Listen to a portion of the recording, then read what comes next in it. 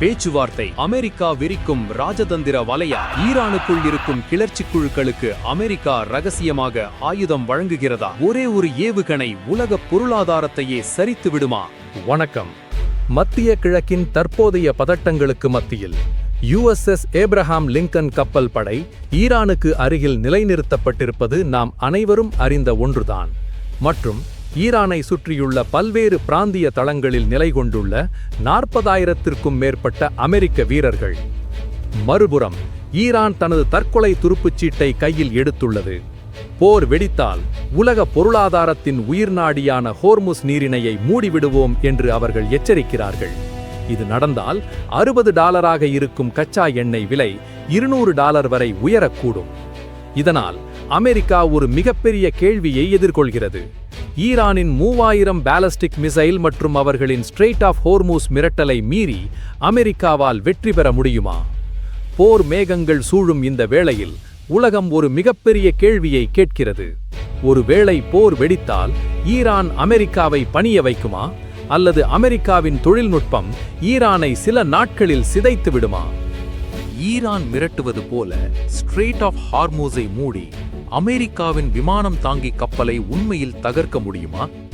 இங்கு பலரின் வாதம் என்னவென்றால், அமெரிக்கா ஆப்கானிஸ்தானிலும் ஈராக் போரிலும் திணறியதே என்பதுதான். ஆனால் நாம் ஒரு உண்மையை நினைவில் கொள்ள வேண்டும்.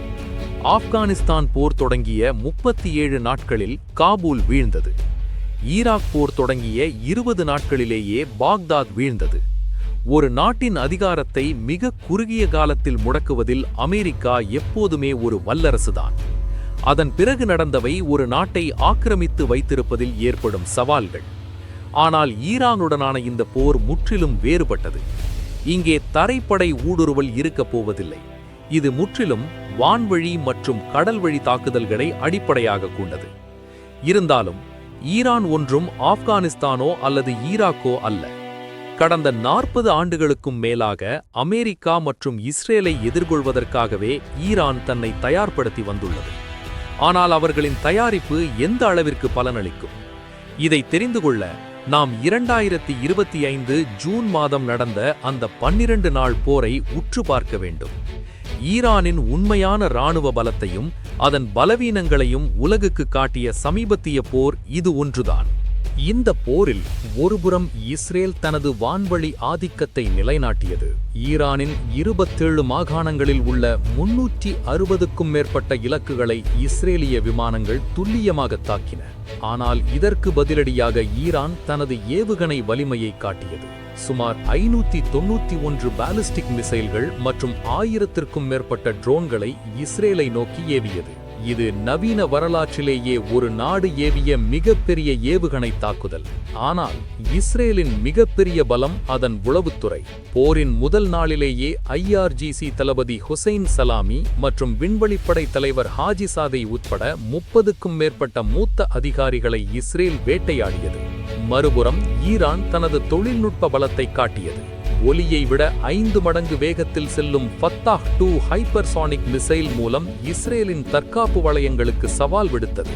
வான்வழியிலேயே திசையை மாற்றும் இந்த ஏவுகணைகள் இஸ்ரேலின் அயன் டோமையே ஊடுருவின.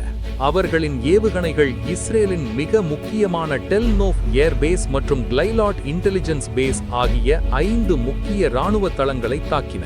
இஸ்ரேலிய தற்காப்பு அமைப்புகள் 94% ஏவுகணைகளை தடுத்தாலும் தப்பி வந்த சில ஏவுகணைகள் டெல் அவீவ் மற்றும் ஹைஃபா போன்ற பெரும் நகரங்களை தாக்கின. போரின் 12வது நாள் முடிவில் 2 நாடுகளுமே ஒரு முட்டுக்கட்டையை சந்தித்தன. ஈரானின் 80க்கும் மேற்பட்ட ஏர் டிஃபென்ஸ் பேட்டரிகள் அளிக்கப்பட்டதால் ஈரானின் வான்வழி முற்றிலும் பாதுகாப்பற்றதாக மாறியது.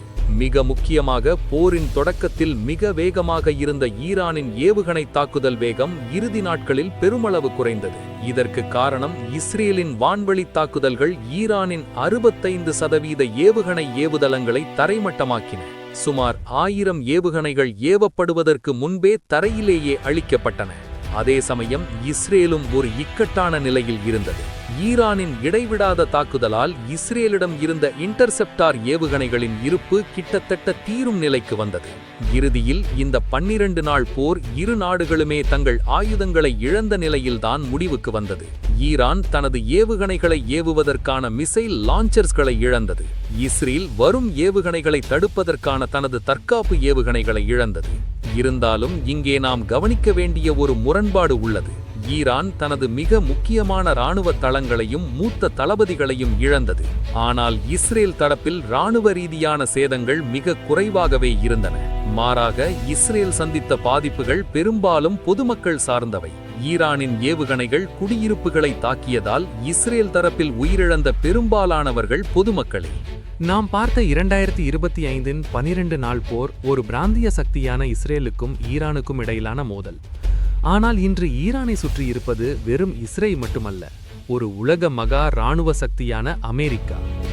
அமெரிக்கா தனது B-2 ஸ்டெல்த் பாம்பர்ஸ் மற்றும் குளோபல் ஸ்ட்ரைக் தொழில்நுட்பத்தின் மூலம் ஈரானின் ஒட்டுமொத்த இராணுவ கட்டமைப்பையும் வெறும் 2 அல்லது 3 நாட்களில் முடக்கும் வல்லமை கொண்டது. 2025 இஸ்ரேலின் அயன் டோம் ஏவுகணை இருப்பு 12வது நாளில் இருந்து போனது. ஆனால் 11 விமானம் தாங்கி கப்பல்களை கொண்டுள்ள அமெரிக்காவிடம் அத்தகைய ஆயுத தட்டுப்பாடு ஏற்பட வாய்ப்பே இல்லை. இங்கே நாம் கவனிக்க வேண்டிய மற்றொரு முக்கிய விஷயம் அமெரிக்க கடற்படையின் அசைக்க முடியாத பலம். ஒருவேளை ஈரானின் ஏவுகணை தாக்குதலில் அமெரிக்காவின் ஒரு விமானம் தாங்கி கப்பல் சேதமடைந்தாலோ அல்லது மூழ்கடிக்கப்பட்டாலோ அது அமெரிக்காவிற்கு ஒரு மிகப்பெரிய அவமானமாக இருக்கலாம். ஆனால் அது அமெரிக்காவின் இராணுவ பலத்தின் முடிவு அல்ல. ஒன்றை இழந்தாலும் மற்றொன்றின் மூலம் தாக்குதலை தொடரக்கூடிய இந்த முடிவில்லாத இராணுவ ஆற்றல்தான் அமெரிக்காவை ஒரு உலக மகா சக்தியாக தக்க வைத்துள்ளது. ஆனால் அமெரிக்காவின் ஏவுகணைகள் பாய்வதற்கு முன்பே மற்றொரு அமைதியான போர் ஈரானை தாக்கும். அதுதான் சைபர் வார்ஃபேர். அமெரிக்காவின் சைபர் கமாண்ட் மற்றும் இஸ்ரேலின் மொசாட் ஈரானின் மின்சார கட்டமைப்பு மற்றும் மிக முக்கியமாக IRGCயின் ஏவுகணை ரேடார்களை முடக்கும் வல்லமை கொண்டவை. எல்லாவற்றிலும் மேல் ஈரானுக்குள் அமெரிக்கா தனது நிழல் போரை ஏற்கனவே தொடங்கிவிட்டது. சமீப காலமாக ஈரானின் முக்கிய நகரங்களில் நாம் கேள்விப்படும் மர்மமான குண்டுவெடிப்புகள் மற்றும் மிகப்பெரிய தீ விபத்துகளுக்கு பின்னால் ஒரு மிகப்பெரிய வியூகம் இருப்பதாக கருதப்படுகிறது. இது அப்படியே 2001இல் ஆப்கானிஸ்தானில் தாலிபான்களை வீழ்த்த அமெரிக்கா நார்தர்ன் அலையன்ஸ் குழுவை பயன்படுத்தியதற்கும், ஈராக்கில் சதாமை வீழ்த்த கர்டிஷ் பெஷ்மர்கா வீரர்களுக்கு ஆயுதம் வழங்கியதற்கும் மிகச்சரியாக பொருந்துகிறது. அதே தந்திரத்தை தான் இன்று ஈரானிலும் அமெரிக்கா கையில் எடுத்துள்ளது. ஈரானிய அரசாங்கத்திற்கு எதிராக செயல்படும் MEK, PDKI, கொமலா மற்றும் ஜெய்ஷ் அல் அதுல் போன்ற கிளர்ச்சி குழுக்களுக்கு அமெரிக்காவும் மொசாடும் இரகசியமாக நவீன ஆயுதங்களை வழங்கி வருவதாக கூறப்படுகிறது. ஈரானின் நடுத்தரை பகுதி மற்றும் தென்கிழக்கு பகுதிகளில் இந்த ஆயுதமேந்திய குழுக்களை தூண்டிவிட்டு அமெரிக்க தரைப்படையை இறக்காமலேயே ஈரானை உள்ளிருந்தே சிதைப்பதே இந்த தந்திரம். சுருக்கமாகச் சொன்னால், ஈரானுக்கு எதிரான போர் வெளியே தொடங்குவதற்கு முன்பே உள்ளே ஏற்கனவே தொடங்கிவிட்டது. இத்தனை பதற்றங்களுக்கு மத்தியிலும் அதிபர் ட்ரம்ப் அரப் லீக் நாடுகளின் தொடர் அழுத்தம் காரணமாக இப்போது ஈரானுடன் பேச்சுவார்த்தை நடத்த முன்வந்துள்ளார். ஓமன் நாட்டில் இரு நாடுகளும் நேருக்கு நேர் சந்திக்க ஒப்புக்கொண்டுள்ளன. ஒரு காலத்தில் போரை நோக்கியே நகர்ந்த இந்த இராணுவ சதுரங்க ஆட்டம் இப்போது ட்ரம்ப் மற்றும் ஈரானிய தலைமைக்கு இடையிலான ஒரு இணக்கமான ஒப்பந்தத்தை நோக்கி நகரும் என்று உலக நாடுகள் எதிர்பார்க்கின்றன. ஆனால் இந்த ஓமன் பேச்சுவார்த்தையில் ஈரான் ஒரு விஷயத்தில் மிக எச்சரிக்கையாக இருக்க வேண்டும். அன்று பாலஸ்தீன தலைவர் யாசர் அரபாத் அமைதி பேச்சுவார்த்தையை நம்பி தங்கள் ஆயுதங்களை கீழே வைத்தனர். ஆனால் அதன் விளைவு பாலஸ்தீனம் தனது வலிமையை இழந்து இன்று வரை ஒரு நிரந்தர தீர்வின்றி தவிப்பதையே நாம் பார்க்கிறோம். அன்று அரபாத் விழுந்த அதே ராஜதந்திர பொறியில் இன்று ஈரானும் விழுந்துவிடக்கூடாது. ஈரான் தனது அணுசக்தி திட்டங்கள் குறித்து விவாதிக்க முன்வருவதும், அதிபர் ட்ரம்ப் போரை தவிர்த்து ஒரு நிரந்தர தீர்வை எட்ட விரும்புவதும் ஒரு நல்ல அறிகுறி. ஏனெனில் போர் மூண்டால் எண்ணெய் விலை உயர்வு முதல் உயிர் இறப்புகள் வரை உலகம் ஒரு ஈடு செய்ய முடியாத விலையை தர வேண்டியிருக்கும். இறுதியாக நாம் ஒன்றை உணர்ந்து கொள்ள வேண்டும். போர் என்பது எப்போதும் அழிவை மட்டுமே தரும். அது ஒரு நாட்டின் இராணுவத்தை மட்டும் சிதைப்பதில்லை, மாறாக பல தலைமுறை மக்களின் எதிர்காலத்தையே கேள்விக்குறியாக்குகிறது.